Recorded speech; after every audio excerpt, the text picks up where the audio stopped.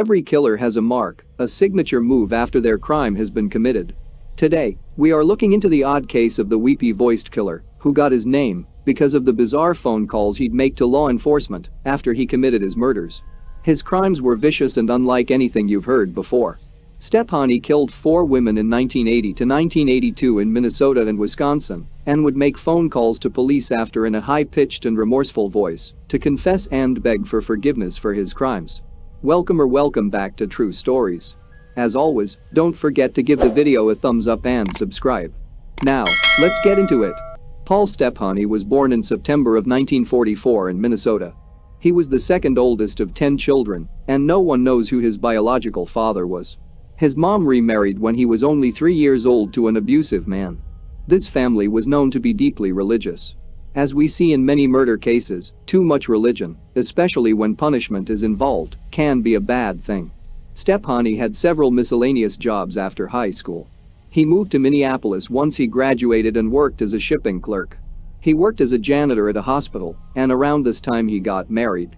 Through that union, he had a daughter, but left his wife and never spoke to his daughter again. On New Year's Eve in 1980, Karen Potak was going to a bar with her friends and sister to celebrate. Just after midnight, the 20-year-old wandered off and out into the snowy weather without a jacket. She was stumbling down the street, cold and alone, when she walked through an alley where a man in a car pulls up.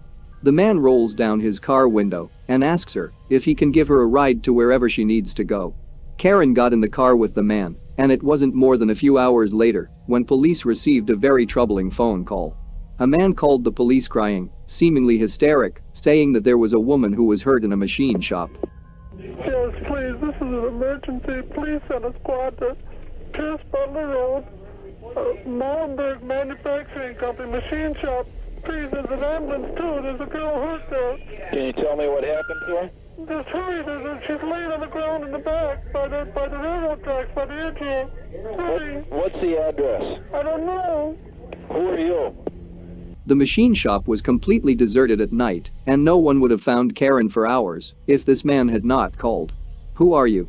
the 911 operator asked. The caller, who we now know as Stephani, hung up immediately after that question. Police went to the shipping yard and found Karen nearly beaten to death.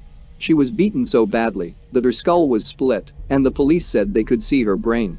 Karen was rushed to the hospital and underwent intense surgery. Miraculously, Karen survived.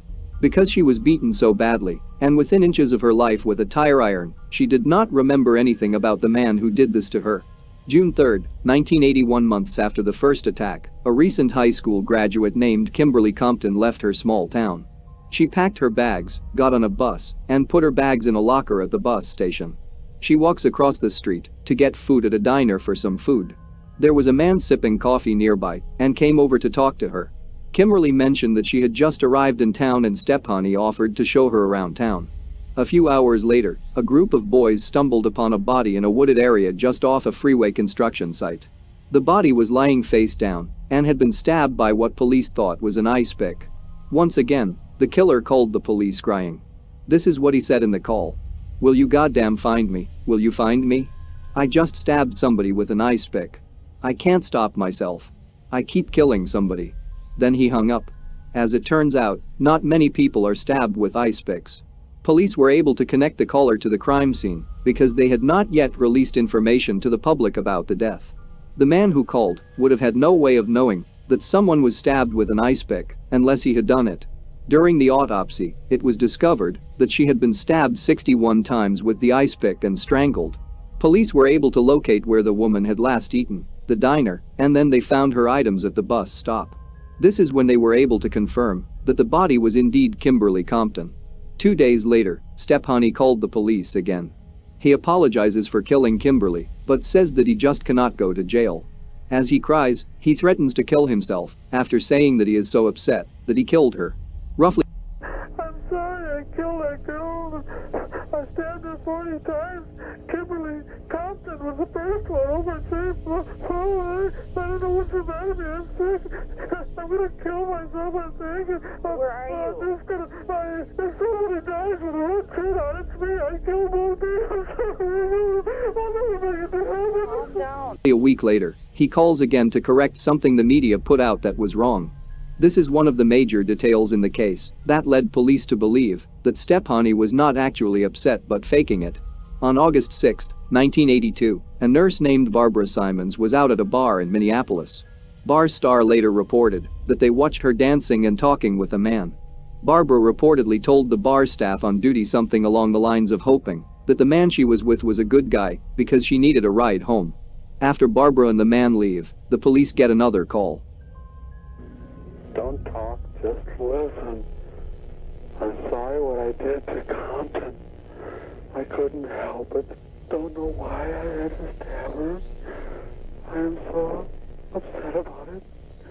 I keep getting drunk every night. I can't believe it. It's like a big dream.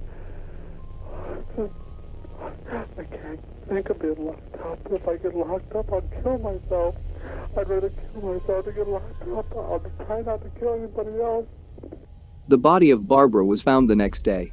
She was beaten and stabbed more than 100 times, and police concluded that the weapon used was an ice pick. Police went back to the last place that Barbara had been at, the bar. The bar staff reported that they thought what Barbara had said was strange, so they all took time to remember the man's face.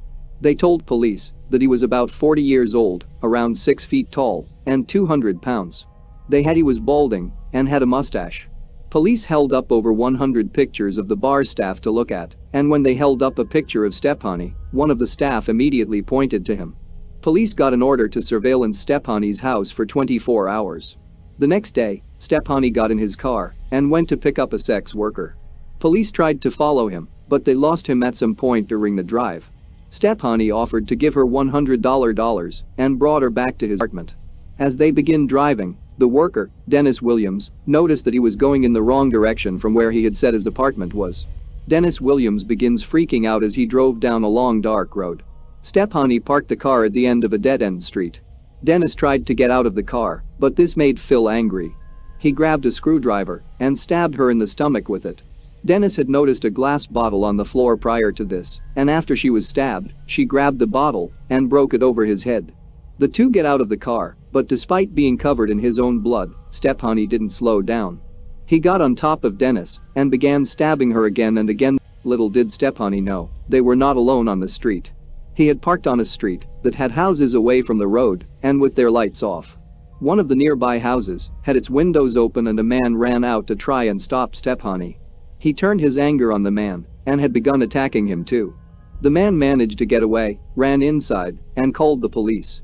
Stephani fled the scene once he realized that the police would be coming soon. The man went back outside to try and save Dennis. Police received their next call, but it wasn't like the previous ones. Stephani asked for an ambulance and told them that he was bleeding all over. Surprisingly, this was the only call that Stephani made that he wasn't crying in. After the call, police were confident that it was their killer. Dennis had already spoken to the police by the time Stephani was taken to the hospital. He was claiming that he had been beaten and robbed, but Dennis was able to pick Stephani out of a photo lineup.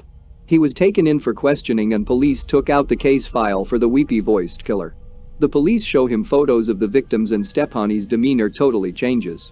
He gets angry, and his voice changes to the same voice that had been on the 911 calls. Police concluded from this that Stephani was changing his voice to sound sad on purpose. The trial was in February of 1985. It lasted 6 weeks and Stephani pled not guilty to the attempted murder and the murder of Barbara. His sister came on the stand to listen to the calls. After the call, his sister reportedly put her hand down and began crying, saying that it was without a doubt her brother. He was found guilty of the attempted murder of Dennis and the murder of Barbara and sentenced to 58 years in prison. 12 years after he was put in prison in 1997, he was diagnosed with terminal cancer and was expected to have less than a year to live. Stephani asked to speak with the St. Paul police. Stephani offered to give them important information for an exchange of a picture of his mother's gravestone. Why? We have no idea. But the police agreed, gave him the picture, and he confessed to everything. At the age of 53 in the year 1998, Paul Stephani died at Oak Park's Heights Maximum Security Prison of cancer. We've come to the end. If you've made it this far, don't forget to give the video a thumbs up and subscribe. Till next time.